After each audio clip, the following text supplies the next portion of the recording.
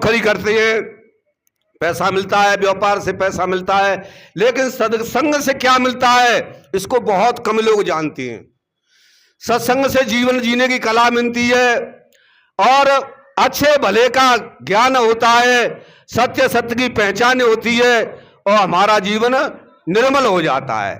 जैसे बढ़िया हम सूट बनवाते हैं लेकिन पहरे पहरे अब मैला हो जाता तो भाई फिर साबुन सुड़ाते साफ करते हैं।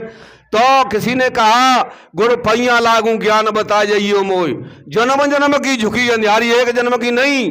हम मर रहे हैं, जन्म रहे हैं, मर रहे हैं, जन्म रहे हैं, और बीच बीच में जो हम कर्म करते हैं वो हमारे संग अब वो चल रहे हैं, उनका भोग हमें भोगना पड़ता है। आज हमने किसी को कोई नुकसान नहीं किया है, भूखे को भोजन दिए, उगारे को कपड़ा दिया है, फिर भी कोई कर्म आ गया तो हम पे दुख आ गया तो हम उसमें गड़बड़ हो जाती हैं। लेकिन जब गुरम को होते हैं तो हम समझ लेते हैं कि बिना हमारे प्रारब्ध के और कांटा भी नहीं लग सकता है। सत्संग से सद्बुद्धि मिलती है और ये संसार तो कलेश खड़ा कर रहा है, लेकिन जो सत्संगी होते हैं वो अपना रास्ता निकाल लेते हैं। बहू सत्संग नहीं होगी तो सास कलेश नहीं होए उसे लेने पे ले आगी, पति नशाखोरी हो उसे भी रास्ता पे ला सकती है, क्योंकि उसके अंदर जगह है, हिम्मत है। और बिना हिम्मत के हम गड़बड़ा जाते हैं तो चाहे फांसी लगा लो, चाहे आग लगा लो, जीवन अपना ही जागो। इसलिए सत्संग से जुड़कर और सत्य सत्य की पहचान करना चाहिए। संतों ने तो यहां तक बताया है कि माता पिता सच्चे देवता हैं और आज वे ही ज्यादा दुखी हैं, उनकी सेवा करनी चाहिए और उनकी सेवा से हमें बहुत कुछ जीवन में लाभ मिलता है। कहीं तीर्थ को नहीं जाए, कहीं नहीं भटके, और माताओं के लिए सास ससुर की सेवा। लेकिन कई माता तो ऐसी होती हैं कि हमारे मन के अनुकूल स्वभाव नहीं होता है तो बहुत विरोध ठन जाता है। सास ससुर से फूटी आगे ना देखें चाँद, हाथ बाँ चंद्र तो ठीक है क्योंकि काम कर रहे हैं, तभी तो कहिएगा ये संसार स्वार्थ से भरा है। और जब सत्संग से जुड़ते हैं तो हम निस्वार्थ होते हैं और फिर अपने धर्म की पहचान होती है कि असली धर्म क्या है। तो घरों में जो जितने झंझट हैं वो अज्ञान के ही है, उनको निवारण करने के लिए और सद्गुरु का ज्ञान हमें काम करता है। जैसे डॉक्टर की दवाई और बीमारी में काम करती है, इसी तरीका से शायद शरीर से बीमार तो कोई हो या नहीं हो, लेकिन मन से बीमार सारा संसार है। कोई तन दुखी, कोई मन दुखी, कोई चित्त उदास और थोड़े थोड़े सब दुखी। तो किसी ने पूछा कि सुखी कौन है, कि सुखी संत का दास। और समस्या तो आती हैं, सोने को परखेंगे तो तपाओगे तो फिर बाद में कष्ट पड़ेगा, लेकिन चमक आ जाती है उसमें। तो जितने भी सत्य पे चले हैं, अभी कथा सुनी आपने मूर्ध की, हरिचंद की, तो उनसे काफी कसौटी भई पर अपने बात सत्य से डिगे नहीं। आज 4 बच्चा है, एक बच्चा की शादी नहीं हो तो माता पिता की लो परमात्मा से लगती है।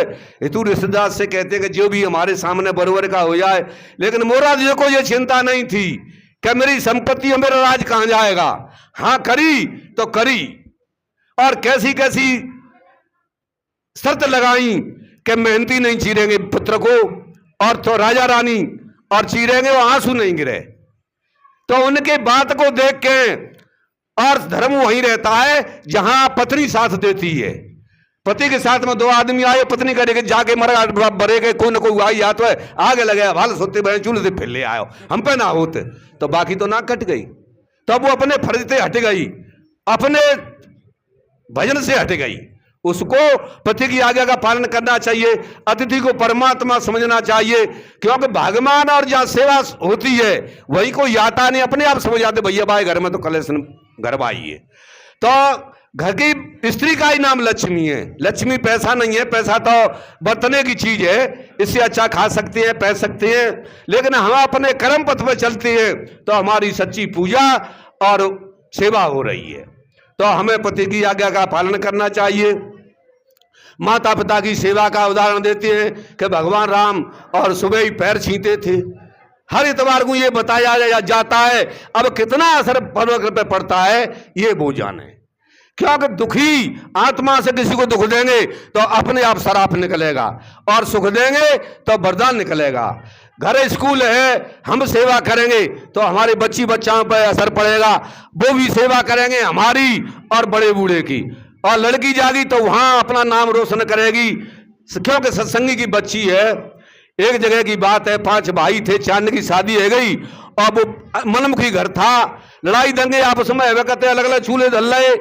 अब 5वें लड़का को सगाई भई तो अब वो सत्संगी परिवार की लड़की थी, उनने नहीं देखा कि इनमें इनके घर में सत्संग है क्या है।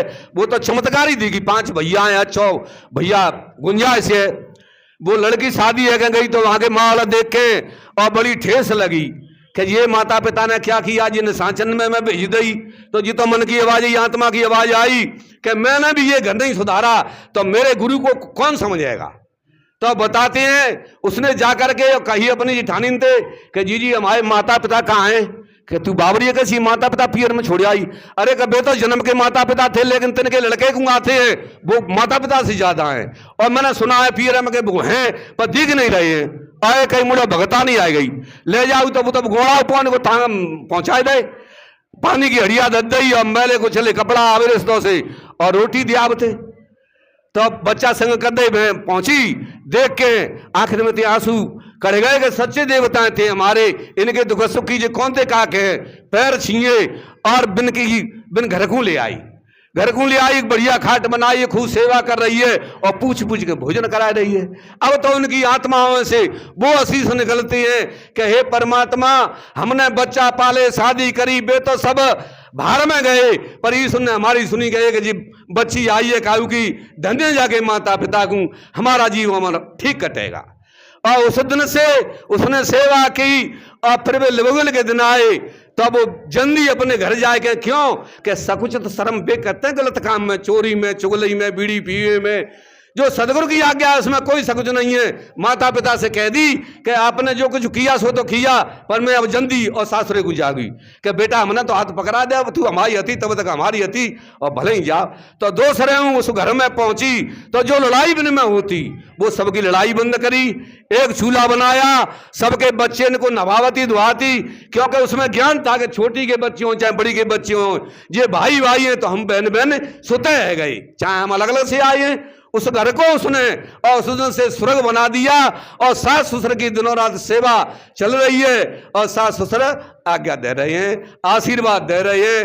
तो जो आत्म कल्याण की बात है वो तो संत बताते ही है, लेकिन जिस घर में कलेश है, किस बात से कलेश है, इसकी परख संत करवाते हैं। बुद्धि के द्वारा हम समझे, दौरानी थानी आपस में मिलकर रहे, लड़ाई काय पे होती है, बड़ी नहा के बैठ जाते अपने मोड़े सजा देते हो, हम मरे कमाए कमा के। और सत्संगी होगी तेजी समझेगी कि संत कहते हैं कि पशु पंछी के तो हाड़ और खाल कामे आ जाते, मनुष्य का कुछ नहीं आता, सेवा कर ले उतनी बात है। तो उस घर के आदमी को हम देवता समझे, उस घर को मंदिर समझे और अपनी सेवा करें तो लड़ाई का कोई कार्य नहीं होगा। जैसे गलत काम का सोबत से फर्क पड़ता है ऐसे ही बुरे काम का भी फर्क पड़ता है। वो काम करेगी तो बेव काम करे वो और शुरू हो जाएंगी और उनका आदर भाव करेंगी, भले ही वो रिश्ते में छोटी है। तो मनुष्य की और गुण से पूजा होती है, मनुष्य की पूजा नहीं होती है। अच्छे गुण होंगे, मानस तेरा गुण बड़ा हर ना आवे काम। तो सदगुरु कबीर ने कहीं झंझट नहीं छोड़ा है, एक एक शब्द पे बोले, जीवन भर संसार में घूमते रहे, क्योंकि संत अपने दुखों को सह लेते हैं लेकिन संसार को देखते हैं तो उनकी आत्मा में से आवाज निकलती है और उन्हें रास्ता बताते हैं कि ऐसे चलो, आप सुख तो चाह रहे हैं पर दुख पीछे ना छोड़ रहो, क्योंकि तुम भूल में हो। भूल मिटे गुरु मिले पारखी, पारख दे लखाई। और कहे कबीर भूल की औषधि पारख सबकी भाई, भूल की औषधि परख बुद्धि है। तो हम अपने सदगुरु से ज्ञान लेकर और संध्या सवेरे थोड़ा 10-20 मिनट ध्यान पर बैठे, हमारी गृहस्थी अच्छी चलेगी, हम निरोगी रहेंगे, खान पीने के बारे में समझेंगे और जगने सोने के बारे में समझेंगे और हमारा जीवन सुख स्वरूप रहेगा। इसलिए संतों की और सत्संग में आकर हम श्रद्धा से एक शब्द समझ में आ जाए, सारे शब्दों को हम नहीं समझ सकते हैं लेकिन एक शब्द समझ में आ जाए किसी संत का, तो हमारा जीवन और सफल हो सकता है और सुख से जीवन जी सकते हैं। बस ऐसा इतना ही कह के मैं अपनी वाणी को विराम देता हूं। बोलिए श्री सदगुरुदेव की साहेब बंदगी।